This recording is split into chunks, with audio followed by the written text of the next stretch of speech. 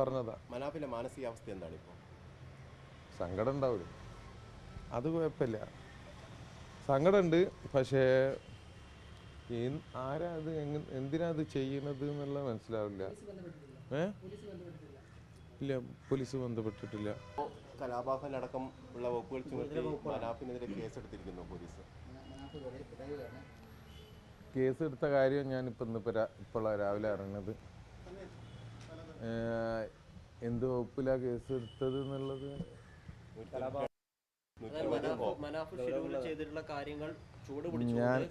ഞാൻ എന്തായാലും മതസ്പർദ്ധ കലാപാഹനം എന്ന് പറഞ്ഞാൽ അങ്ങനെ കഴിക്കൂലേ. ഞാൻ മതങ്ങളെ യോജിപ്പിക്കാനാണ് പ്രവർത്തിക്കുന്നത്. ഒരിക്കലും ഇത് മതങ്ങളെ തമ്മിൽ തല്ലിപ്പിക്കുന്നത് മനാഫ് ഒരിക്കലും ചെയ്യൂല. യോജിപ്പിക്കുകയാണ്. അതായത് നമ്മൾ നമ്മൾ ആദ്യം മുതലുള്ള കാര്യമാണ്. ഇതൊരു എന്താ പറയുക, കമ്മ്യൂണൽ ഇഷ്യൂവിലേക്കോ അങ്ങനത്തെ പോയതെന്ന് തന്നെ ഞാൻ എല്ലാ സ്ഥലത്തും പറഞ്ഞു.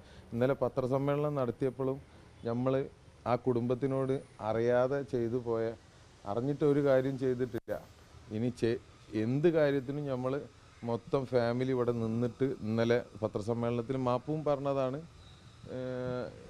ഇപ്പോൾ ഒരു FIR ഇട്ടിട്ടുണ്ടെങ്കിലും എന്താ ഇപ്പം ചെയ്യുക? പൊതുസമൂഹത്തിനോട് മാപ്പ് പറഞ്ഞു. അതോടൊപ്പം തന്നെ ആ കുടുംബത്തിനെതിരായുള്ള അക്രമങ്ങൾ ഒഴിവാക്കണമെന്നുള്ള ആവശ്യപ്പെടുകയും ചെയ്തു മനാഫിനെ അനുകൂലിക്കുന്ന ആളുകൾ. പക്ഷേ അതിനുശേഷമുണ്ടായ ഇത്തരം കേസെടുക്കുന്നത് അതിനെങ്ങനെയാണ് മനാഫ് കാണുന്നത്? ഞാൻ പൊതുസമൂഹത്തിനോട് പറഞ്ഞത്, അവരാരെങ്കിലും ആക്രമിക്കുന്നുണ്ടെങ്കിൽ ദയവ് ചെയ്തിട്ട് പലവട്ടം ഞാൻ പറഞ്ഞ കാര്യമാണ്, ഒരിക്കലും ഓലെ ആക്രമിക്കരുത്, ഓർക്കെതിരെ ഒരു കമൻ്റ് ഇടരുത് എന്ന് തന്നെയാണ് പറഞ്ഞത്. അതിപ്പോൾ ജനങ്ങളുടെ വികാരം ഞാനിപ്പോൾ ഒന്നും ചെയ്യാൻ കഴിയില്ല. എന്നെക്കൊണ്ട് കഴിയുന്നതിൻ്റെ ഒരു പരമാവധി ഞാൻ എല്ലാവരോടും അഭ്യർത്ഥിച്ചിട്ടുണ്ട്. ഇവർക്കെതിരെ ഞാൻ എന്താ ചെയ്യുക? അതിനിടയ്ക്ക് സാഹചര്യം താങ്കൾ പല ചാനലുകൾക്ക് നടത്തിയ കമൻറ്റുകൾ അല്ലെങ്കിൽ പ്രതികരണങ്ങൾ ആ ഒരു വൈകാരികതയാണ് ഇതിനിടയാക്കുന്നത് എന്നുള്ളതാണ് പരാതിയിൽ പ്രധാനമായിട്ട് പറയുന്നത്. എന്ത് പ്രതികരണം അപ്പം ഞാൻ ഇവർക്ക് എതിരെ പറഞ്ഞത്? ഞാൻ ഇവർക്ക് അനുകൂലമായിട്ടാണ് ഈ സമയം വരെ നിൽക്കുന്നത്. ഇനി ഇവിടെ നിന്ന് അങ്ങോട്ട് എനിക്കെതിരെ എന്ത് കേസ് വന്നു കഴിഞ്ഞാലും ഞാൻ ഓരോ കൂടെ തന്നെ ഉള്ളത്. അവരെന്നെ ഇപ്പം എങ്ങനെ കേസിൽ കുടിക്കാലും ശിക്ഷിച്ചാലും ഒക്കെ ഞാൻ ഓരോ കൂടെ തന്നെ. മനാഫിൻ്റെ യൂട്യൂബ് ചാനലിലൂടെ അപകീർത്തികരമായ പരാമർശം നടത്തി എന്നുള്ളതാണ് പ്രധാനപ്പെട്ട പരാതി. എൻ്റെ യൂട്യൂബ് ചാനലിൽ എല്ലാവർക്കും ആക്സസ് ഉള്ളതല്ലേ, അതിലെവിടെയെങ്കിലും അങ്ങനെ എന്താ ഉള്ളത് എന്നുള്ളത് നോക്കാമല്ലോ. എന്താ ഈ പരാതിയുടെ ഒരു പശ്ചാത്തലം തോന്നുന്നത്? അറിയില്ല, ഞാനൊന്നും അറിയില്ല. ഞാനിപ്പം ഇന്ന് രാവിലെ അപ്പം അറിയണത് എനിക്കെതിരെ FIR-ഉം കേസും ഉണ്ട് എന്നുള്ളത്. മാപ്പ് പറഞ്ഞ് ഏറെക്കുറെ എല്ലാം അവസാനിച്ചതായിരുന്നു എന്നാണ്. തീർച്ചയായിട്ടും ഇന്നലത്തോട് കൂടിയിട്ട് നമ്മളെ കാര്യങ്ങൾ പറഞ്ഞതാ. മനാഫിലെ മാനസികാവസ്ഥ എന്താണ് ഇപ്പോൾ? സങ്കടം ഉണ്ടാവില്ല, അത് കുഴപ്പമില്ല. സങ്കടമുണ്ട്, പക്ഷേ ആരാ അത് എന്തിനാ അത് ചെയ്യണത് എന്നുള്ള മനസ്സിലാവില്ല.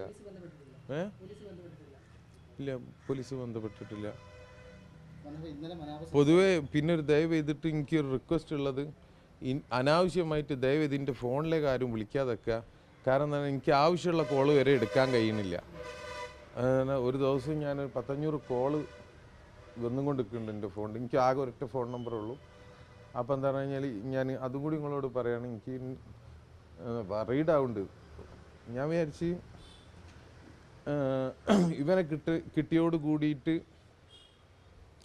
ഒരു സമാധാന ജീവിതം കിട്ടുമെന്ന് വിചാരിച്ചു. ഇല്ല, മാതൃകാപരമായ സമാനതകളില്ലാത്ത ഒരു ദൗത്യത്തിൻ്റെ പിന്നാമ്പുറത്ത് ഇത്തരം സംഭവങ്ങളാണ് നടക്കുന്നത്. ഇതിനെ എങ്ങനെയാണ് നമുക്ക് കാണാൻ കഴിയുക?